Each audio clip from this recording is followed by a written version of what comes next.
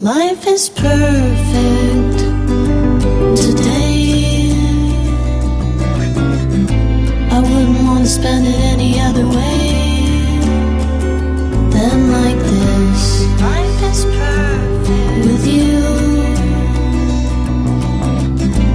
Life is perfect today. My thoughts have burned away like an ocean. Hi everyone, it's Danny, and in this video I'm going to talk to you about watering your orchids and my way of doing it. Now, since I have 41 orchids, it would be a hassle for me to go to the sink with each one and water it. So what I do is get myself a bucket in my balcony and use decorative pots without holes that I place the orchids in and just fill them to the brim of the orchid pot and just let them sit for a few minutes. This will depend on the type of medium you're using, and since I'm using exclusively bark medium, it's okay for me to let them sit for a few minutes like this. If you have a mixture or sphagnum moss medium, maybe you can skip this step and not let them sit for so long, because sphagnum moss tends to get very wet very fast. But anyway, about the water, I know it's recommended that you use rainwater or melted snow, or better yet, reverse osmosis water or distilled water, but there are some disadvantages to those. Like if you live in a big city, rainwater and snow and melted snow might be polluted, so you can actually end up hurting your orchid. And distilled water is a bit too expensive for me to use for my 40 orchids, so I'd rather not. And reverse osmosis, again, is I don't have a system for it. But what I do use is tap water. I can use my tap water because I happen to know the values, the most important values of my water, and this section is actually dedicated to orchid geeks who tend to, get very informed about a lot of different extra aspects of raising orchids. So what I can tell you about my water is that it is moderately soft. The hardness, total hardness, is around 6 degrees, which is considered moderately soft, and the pH of my water is actually 7.3, 7.2, 7.3. So it's in the range that orchids prefer. Tap water may contain a lot of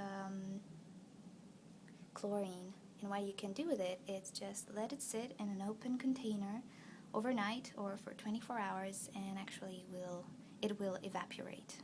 So that's what I do actually. I don't always let it sit, especially for Phalaenopsis.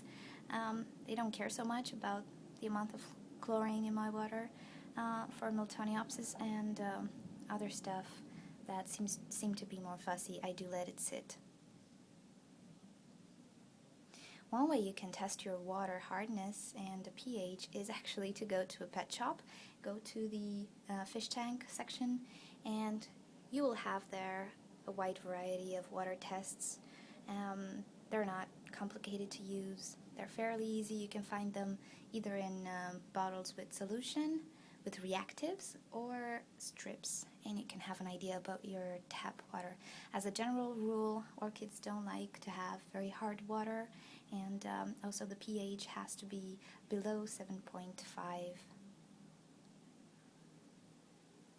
The temperature of my water is actually on the warm side. I don't like to water with cold water, as I think it might actually damage the plant.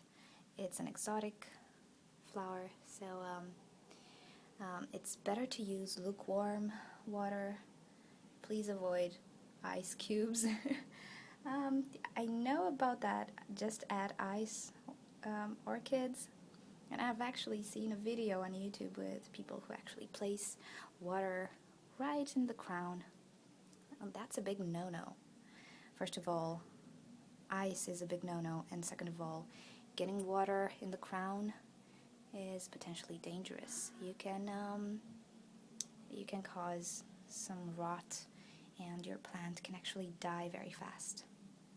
So yeah, just ignore the advertising and just marketing schemes and stuff like that, and go with your instinct. Use warmish water because it's an exotic plant, and it should be treated as close as its natural conditions as possible.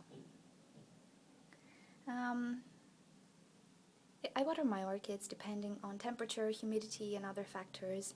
Usually phalaenopsis are watered once a week. In the summertime, I might have to do it twice a week, I'm not sure.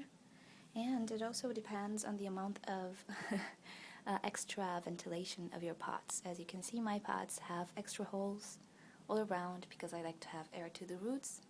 So the medium dries out pretty fast. I actually prefer this.